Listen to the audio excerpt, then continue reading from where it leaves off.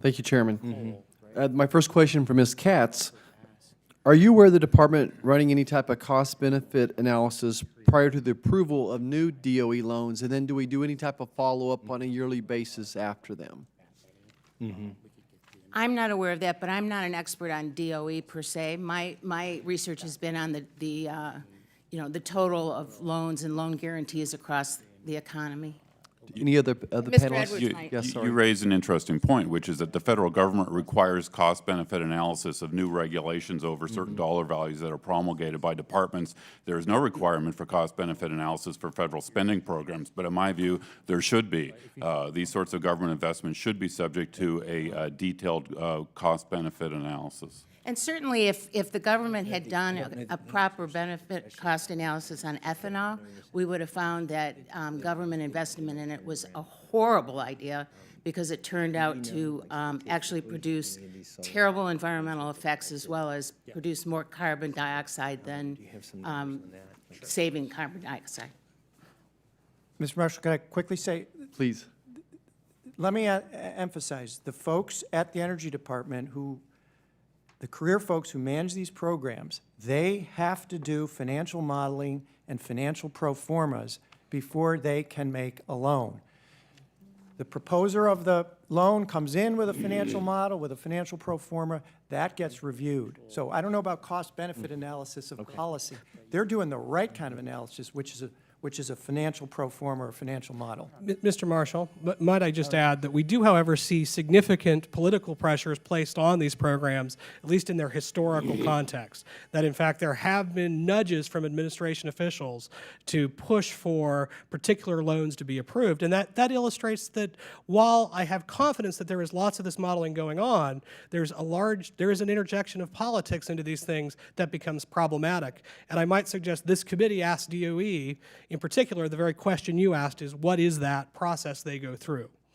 Okay. Mr. Reicher, I guess I'm going to follow up on your statement. Are those pro formas, I guess that's what you're referring to, are those made public? Are they made available to us as well? I don't know.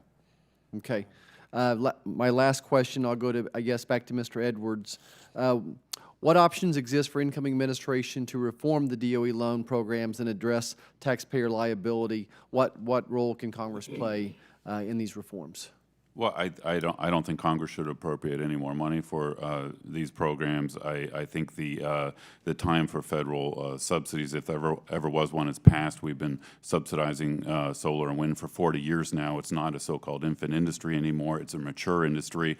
We've heard today that there's lots of private investment, billions of dollars in these industries, and I think what Congress should move ahead with broad-based tax reform. The congressman was mentioning the methanol plant in his district. Those sorts of projects, if we did tax reform, they would attract more investment by private equity, by corporations, if we reduce the tax cost of equity in the economy. And I would just say one, with all due respect to Mr. Reicher, our future is not, the direction we should not be going in is to be more like China. That's not what's going to help the United States. Can I just respond to Mr. Edwards?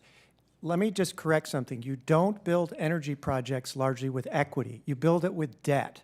You want to put as little equity on a project as you can because equity is expensive. You want to put as much debt on a project as you can because debt is cheap. Equity can cost you in an energy project 15, 20, 25%. Debt is in the 5 to 7% range. So this idea that somehow lots more equity is going to start flowing, that's good. I don't disagree because you have to put some equity in the project. But the thing that stumps these project developers is raising debt, getting a loan from a bank or issuing a bond, and that's the real struggle. I guess I do. Last thing I want to quickly say, looking ahead, the money is not there for solar and wind in the loan guarantee program. There's the big money that's left, the remaining authority, $12.5 billion for advanced nuclear, $8.5 billion for advanced fossil. There's $4.5 billion for renewables, and then there's a big chunk for advanced transportation. So to Mr. Edwards, this is not largely about solar and wind as we look ahead at this $41 billion of authority. A quick question. So through the years, it seems like big lending institutions are less likely to loan money because of all the rules enhanced by Dodd-Frank. Is that true or false? Do you think it's so much harder nowadays for some of these big projects to get funded? And I'm over my time. I apologize if we don't have time to answer that question. No, I want to know the answer. I think that's true, but I would strongly disagree with Mr. Reicher's comments about debt and equity. It is the private return is equity. You lower the tax on the marginal investment dollar. You will get more private investment by people like Warren Buffett in all kinds of energy projects. Equity is the tail that wags the broader dog. That is the return in the economy to private investors. The vast trillions of dollars invested in the American economy every year is invested because people want to earn after-tax return. You lower taxes, you increase after-tax return, you get more investment. There's no doubt we're- you could get more equity in a project, and you The need gentleman equity. suspend, we need to go and move on. I apologize. Mr. Chairman, could I just take 6 words to answer Mr. Marshall, and that is, I think your question is in fact where the answer to many of these problems lies, and that is clearing the path for more of this sort of investment in both the regulatory side and cleaning up the subsidy side.